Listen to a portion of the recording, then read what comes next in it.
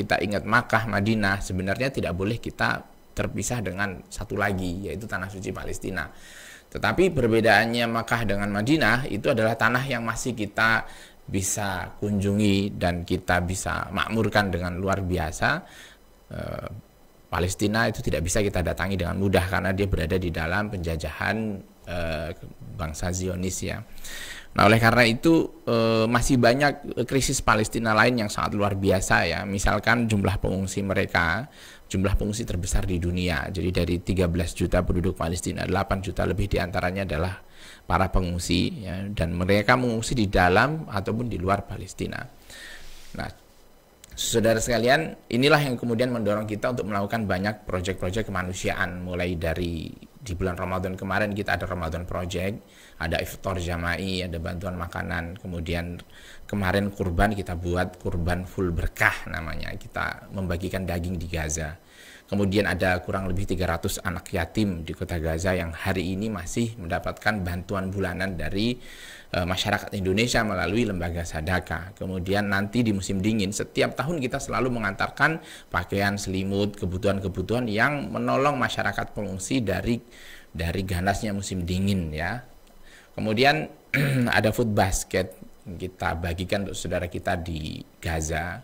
Dan Masjidil Aqsa banyak sekali membutuhkan renovasi itu juga mendapatkan bantuan dana dari kita. Ini semuanya adalah upaya dari masyarakat Indonesia yang bekerja sama dengan lembaga Sadaka untuk menunjukkan kepedulian kita yang sangat luar biasa kepada perjuangan saudara-saudara kita di Palestina.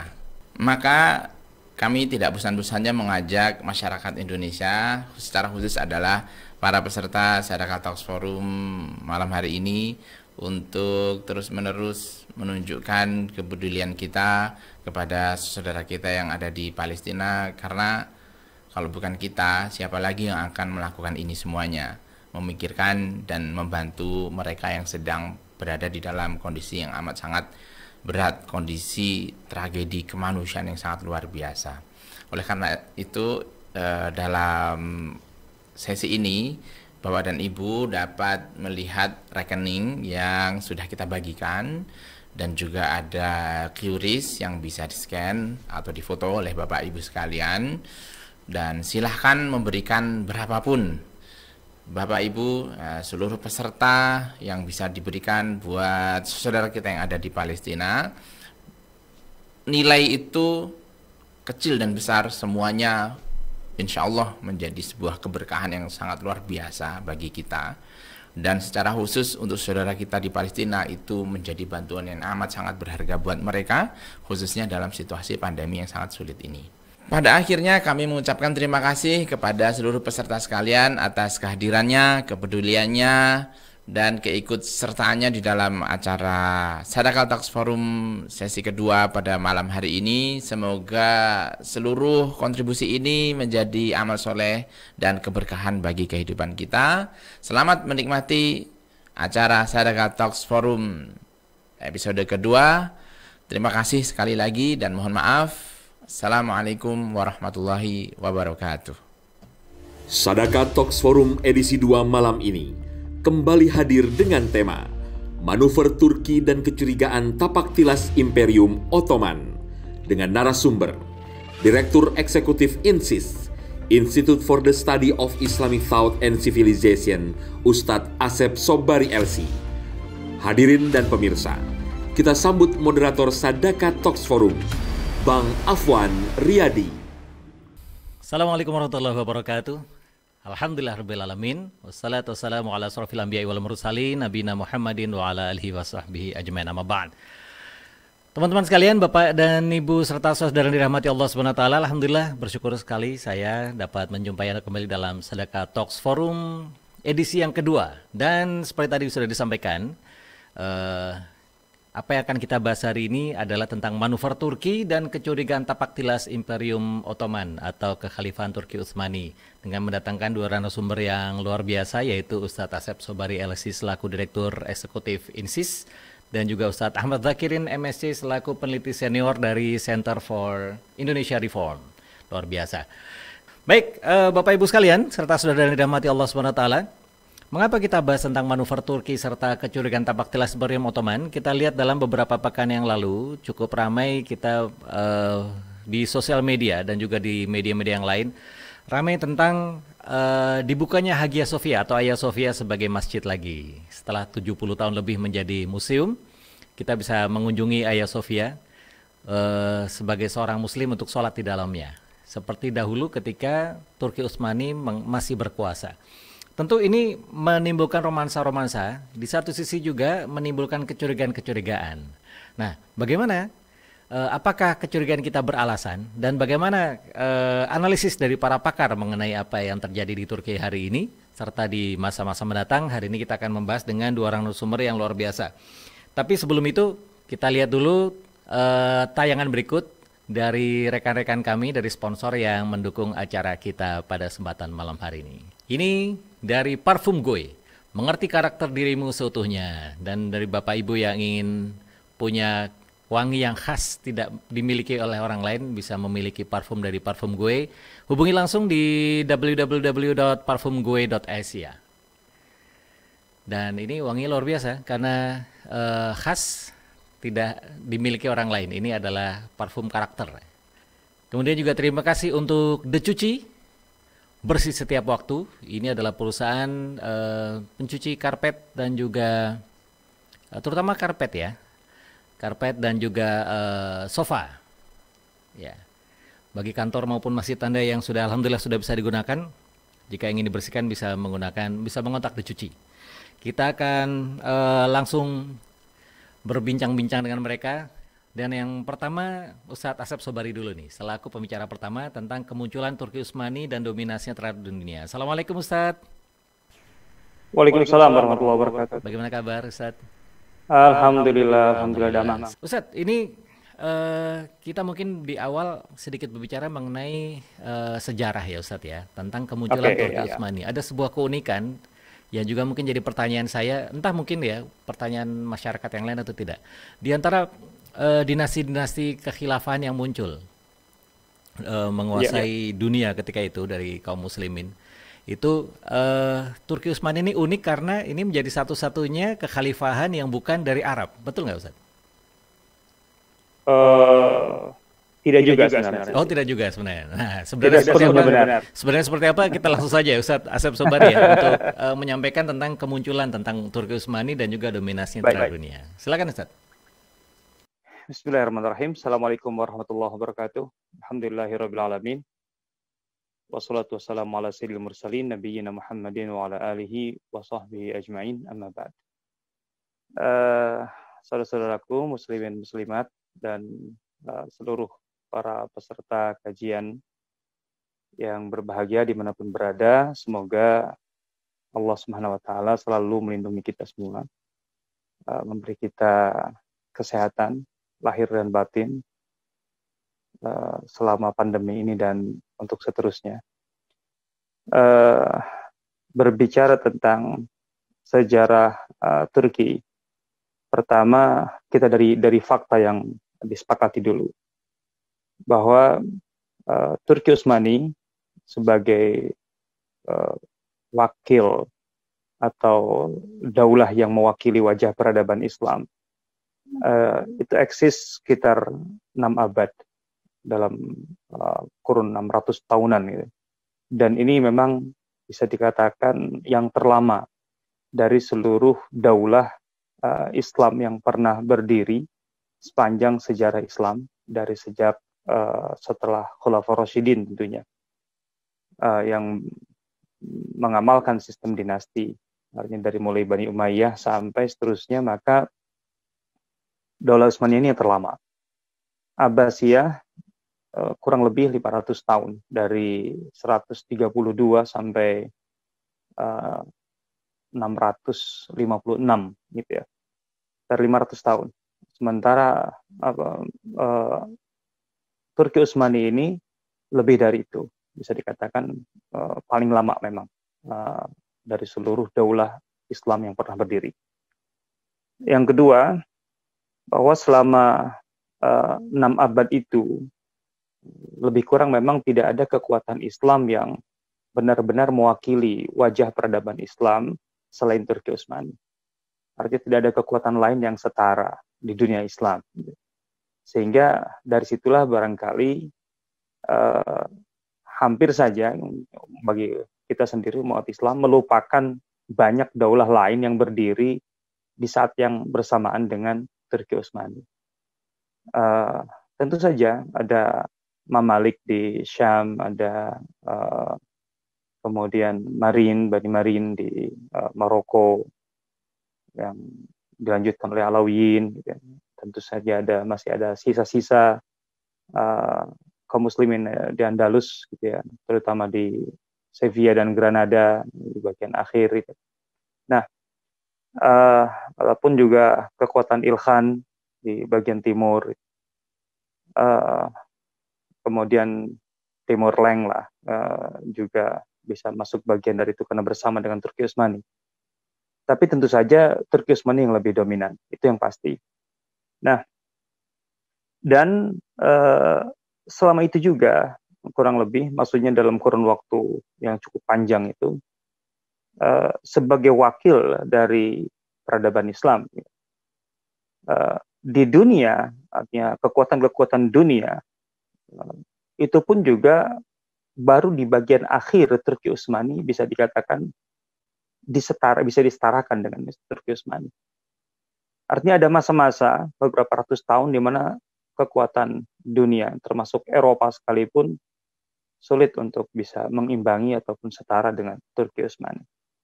Nah, artinya bahwa kekuatan Turki Utsmani ini di satu sisi yang paling besar di dalam dunia Islam, sekaligus juga paling kuat di dunia, itu memang benar-benar berhasil mereka wujudkan dalam kurun waktu yang tidak pendek, cukup lama, beratus-ratus tahun. Kalau kita ambil dari sejarah internal Turki saja, bisa dikatakan 200-an tahun lebih Turki Utsmani itu berada di top atau di puncak kekuatannya. Nah, dan para sejarawan asing sekalipun mengakui itu. Saya coba angkat beberapa pernyataan sejarawan-sejarawan asing ya.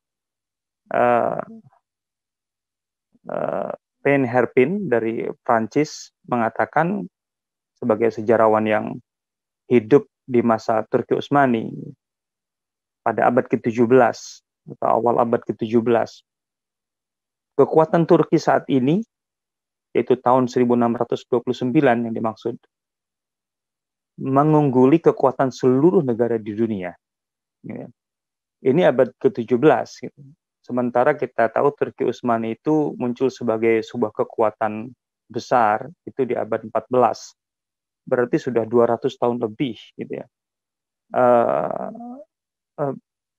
Artinya diakui betul kekuatan Turki Utsmani di dunia, sehingga tidak ada negara yang bisa disetarakan dengan kebesaran Turki Utsmani. Berikutnya, seorang sejarawan Jerman juga mengatakan Imperium Ottoman adalah negara adidaya terbesar dalam arti yang sesungguhnya. Artinya dari semua aspek yang menjadi penilaian tentang sebuah kekuatan imperium, katakanlah dalam perspektif Barat tentunya. Maka dibanding dengan imperium manapun, Turki Utsmani itu adalah negara adidaya terbesar. Nah, berikutnya, saya singkat aja ya, sejarawan besar Arnold Toynbee mengatakan bahwa Kekaisaran Ottoman adalah satu-satunya negara yang sanggup menyatukan Timur Tengah dalam pemerintahannya dalam rentang masa yang paling panjang. Dibanding dengan semua kekuatan atau daulah Islam yang pernah ada. Artinya kekuatan Turki Utsmani untuk menyatukan Timur Tengah stabil, kokoh gitu sepanjang waktu yang begitu luar biasa, itu tidak bisa diimbangi atau tidak bisa disetarakan dengan daulah-daulah Islam sebelumnya yang ini tentu pakai bahasa etnik ya. Keberhasilan yang tidak pernah dicapai oleh Imperium Persia, Romawi ataupun Arab gitu ya. Ya. Nah, Toynbee juga mengatakan semua negara ini, artinya belakangan setelah Turki Utsmani lemah dan kemudian ibarat kue yang dibagi-bagi gitu. oleh kekuatan kolonial Eropa.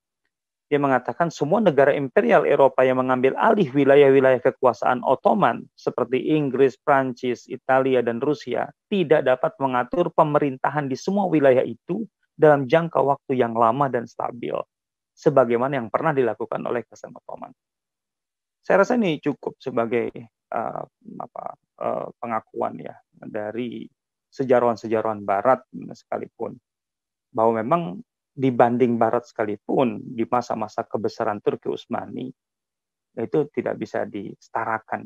Bahkan ketika Barat sudah maju meninggalkan dunia Islam dan mereka kemudian menjadi penguasa dunia, bekas-bekas wilayah Turki Utsmani yang diambil alih oleh mereka dan itu dibagi beberapa negara saja dinilai tidak sebaik ketika atau sekuat ketika dipegang oleh Turki Utsmani sendirian. Kalau kita bicara fakta-fakta sejarah yang lain tentu banyak sekali. Ya paling mudah sebenarnya kan kalau kita mengukur kekuatan suatu negara diantaranya gitu, melalui faktor militer contohnya. Kekuatan Turki Utsmani sendiri itu secara militer berhadapan dengan puluhan negara Eropa sekaligus. Gitu. Itu kalau kita bicara Turki Utsmani berhadapan-hadapan dengan Eropa. Turki Utsmani tidak hanya berhadapan-hadapan dengan Eropa, tapi juga berhadapan dengan wilayah lain di dalam dunia Islam. Gitu. Artinya terbagi sebenarnya konsentrasi dan energi Turki Utsmani itu terbagi sepanjang sejarahnya. Dari sejak Mongol sampai Timur Leng, kemudian dan seterusnya, Safawi terutama yang paling berat dalam sejarah Turki Utsmani. Tapi di saat yang sama artinya ketika konsentrasi Turki Utsmani ke Eropa saja, jelas sekali fakta sejarah membuktikan Turki Utsmani sendirian itu berhadapan dengan puluhan negara Eropa. Ya, bacalah sejarah Mohawk dan lain sebagainya, itu membuktikan itu. Itu kalau kita ambil di sisi militer lah. Ya. Nah, Turki Utsmani ini memang unik ya, artinya kelahirannya itu unik dalam sejarah. Tidak bisa disamakan dengan kelahiran Bani Umayyah ataupun Abbasiyah gitu ya. Di mana Bani Umayyah ini kan lahir dari, dan Abbasiyah juga, dari kondisi internal umat Islam, murni internal umat Islam gitu ya. Di mana ada persoalan yang dinilai gitu ya, oleh tentu Bani Abbasiyah, yang saya maksud di sini dinilai oleh umat Islam pada saat itu. Bani Umayyah tidak lagi bisa diandalkan sebagai sebuah kekuatan politik yang bisa mewakili harapan umat, sehingga kemudian terjadi ketidakstabilan di seluruh wilayah Islam pada masa akhir Bani Umayyah. Dan itu yang memudahkan kemudian Abbasiyah untuk melakukan manuver politik gitu ya, untuk menarik dukungan dari berbagai kelompok masyarakat Muslim yang pada dasarnya sudah ya katakanlah muak dengan masa-masa akhir Bani Umayyah, dan lahirlah kemudian Abbasiyah dari situ. Artinya pergulatannya di situ. Kalau lahirnya Bani Umayyah dari tentu lain lagi gitu ya. Tapi kalau Turki Utsmani ini berbeda lagi. Menurut saya lebih kompleks. Tapi juga ya kompleksnya kompleks unik justru gitu ya. Karena ada gabungan berbagai faktor sekaligus. Di satu sisi tentu saja faktor internal kultur masyarakat Turki. Kita harus tahu juga, saya di slide saya ada beberapa keterangan tentang asal usul bangsa Turki, bagaimana kemudian mereka sampai berperan di dunia Islam gitu, yang mungkin tidak perlu saya tampilkan satu persatu, tapi bolehlah udah ditampilkan. Ya, jadi bangsa Turki itu kan sebenarnya berasal dari daerah timur ya, artinya timur Asia, dan mereka memang punya kultur yang khas. Mereka bertetangga dengan Mongol, bertetangga dengan Cina, walaupun mereka memang tidak pernah akur dengan Cina gitu ya. Bangsa Turki ini kan nomaden pada dasarnya. Kultur nomaden ini kan kultur militer, kultur perangnya kuat sekali gitu ya. semua anggota masyarakatnya, bahkan disebutkan kaum perempuan saja di Turki itu pandai berkuda gitu. Ya, ikut berperang gitu ya. Mereka sangat menjaga kehormatan, mereka cenderung nomaden, bergantung pada kuda dan domba, tinggal di daerah terbuka. Artinya punya daya tahan yang sangat luar biasa. Kemudian ketika budaya militer mereka ini diasah gitu ya, setelah mereka mengenal Islam, maka tentu saja sebagaimana dulu Rasulullah SAW ketika pindah ke Madinah berjumpa dengan Ansor yang kerjaan sebelumnya perang, diasah dengan jihad gitu, jadi sesuatu tentu. Artinya tentu ada perubahan mendasar, walaupun secara teknis keahlian ya tetap bertempur gitu ya. Nah ini yang membuat kultur Turki itu, artinya kultur perangnya kan kuat pada dasarnya. Nah mereka kan lahir di tengah kondisi kekacauan politik yang sangat akut di tengah umat Islam saat itu gitu ya. Artinya di mana faktor militer menjadi faktor yang sangat dominan. Turki Utsmani ini kan bisa dikatakan ya kelanjutan, walaupun tidak langsung dari Abbasiyah gitu ya. Kelanjutan tidak langsung dari Abbasiyah. Kalau yang langsungnya bisa dikatakan Mamalik ya. Mamluk itu kan memang aristokratnya Abbasiyah yang kemudian karena Baghdad habis, mereka kemudian menyingkir ke Syam dan kemudian ke Mesir gitu ya. Nah, sehingga pertarungannya dengan Mongol kan kita tahu dengan Hulaguhan kan di Ain Jalut di Palestina kan. Artinya memang perbatasan Mesir dan Syam tentunya. Nah, ya. Oh, berapa menit? Oh, ternyata cepat. Saya pikir sepanjang. Oh, enggak apa-apa. Berarti saya percepat kalau begitu. Nah, oke. Sementara Turki Utsmani ini kan mereka berada di bagian Asia Kecil ya. Artinya dulu kawasannya disebut dengan kawasan Salajikoturum, jadi kawasan Saljuk di bagian Romawi, karena memang berdekatan dengan Bizantium. Nah, kemunculan Turki ini sekaligus menjawab pertanyaan tadi yang di depan itu. Kelahiran Turki Utsmani itu bukan atau tidak didorong oleh sentimen etnik. Bukan karena katakanlah ada semacam kebanggaan terhadap Turki dan kemudian sentimen terhadap ataupun benci terhadap etnik lain dalam dunia Islam seperti Arab ataupun Persia, atau enggak. Karena memang ini adalah kelanjutan.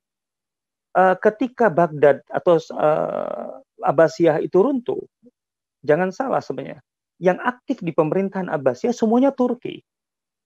Itu Turki Saljuk. Dan Turki Saljuk sudah berperan besar di Abbasiyah itu sejak lama. Yang paling dominan tentu saja atau mulai sangat dominan abad ke-11, 2 abad sebelum Turki Utsmani lahir. Gitu. Artinya lama sekali Turki Saljuk itu. Dan itu dimulai dari Asia Kecil, Alp Arslan dalam perang Manzikat gitu ya. Malazgirt itu tuh penting, poin itu penting.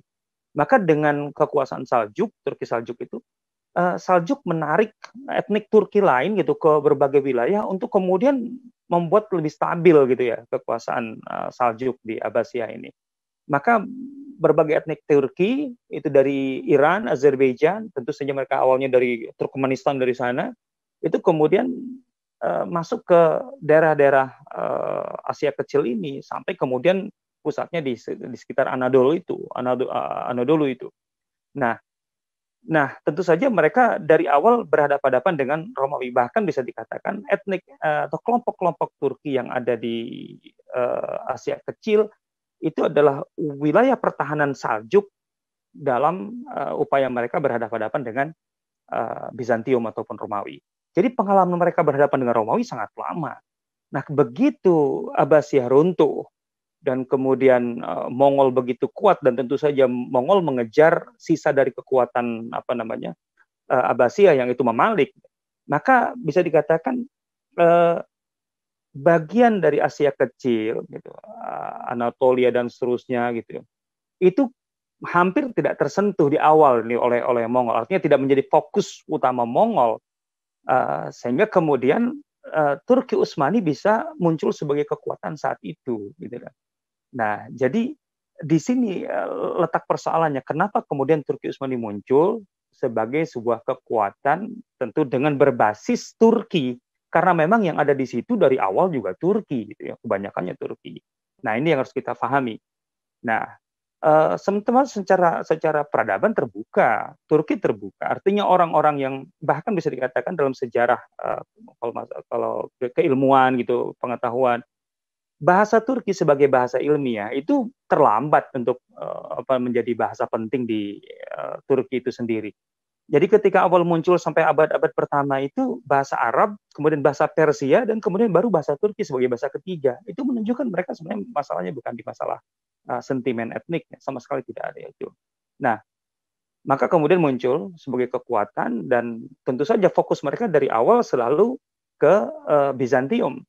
Maka dari sejak Utsman Ghazi sudah mendekati perbatasan Iznik, kemudian Bursa, kemudian dilanjutkan oleh Orhan Ghazi sampai ke Gallipoli, kemudian dilanjutkan oleh Murad pertama, Bayazid. Nah, cuman waktu zaman Bayazid Timur Leng masuk, itu habis itu waktu itu, muncul sampai Muhammad I, kemudian lanjutkan anak-anaknya Murad II dan Muhammad Al-Fatih. Nah, itu dari situ sejarah Turki kemudian eksis di Eropa, karena sejak awal mereka berhadapan-hadapan dengan Eropa atau Bizantium. Nah, di saat yang sama mereka berhadapan-hadapan juga dengan kekuatan Turki lain yang berada di tengah, gitu, Ilkhan. Kemudian setelah itu berhadapan dengan yang paling berat adalah dengan Safawi di abad 15 sampai abad 16. Itu kurang lebih gambaran kemunculan Turki Utsmani yang bisa saya sampaikan.